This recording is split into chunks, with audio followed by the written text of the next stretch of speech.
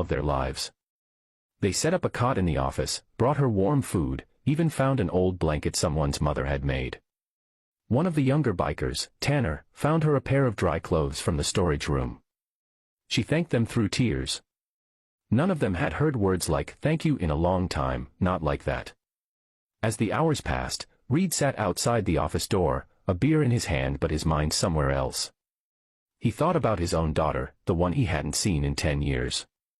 He remembered how she used to cling to his arm when she was little, and how he'd chosen his bike over her one too many times. He thought about how life gives you moments, rare, sacred moments, to do the right thing, even when the world thinks you're the worst person alive. Just before dawn, the sound of a truck pulling up outside shattered the fragile calm. The men looked toward the window. Headlights glared through the rain. Reed stood up slowly.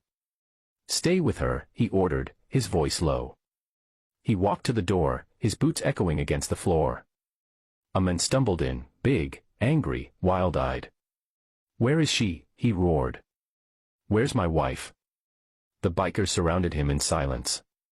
Reed stepped forward. "You need to leave." Carl's face twisted with rage. "She's mine.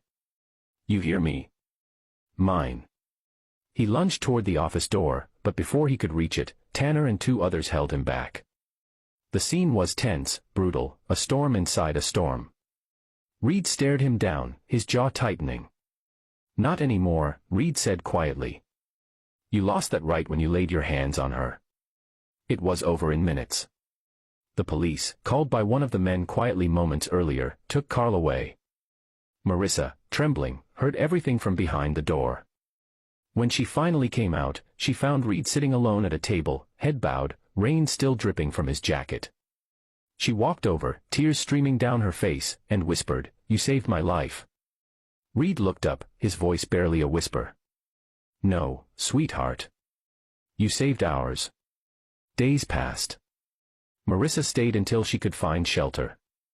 The bikers fixed her car, gave her money, and promised her she'd never have to be afraid again. When she left, she hugged each of them, men who'd once been feared, now standing quietly, trying not to cry. Reed walked her out, placed a folded piece of paper in her hand, an address, just in case she ever needed help again. Months later, a letter arrived at the bar. It was from Marissa. Inside was a photo, a newborn baby boy wrapped in a blue blanket. On the back, in soft handwriting, she'd written, "His name is Hope. Because that's what you gave us." The men stood around the bar that night, silent. Some smiled, some wiped their eyes. Reed held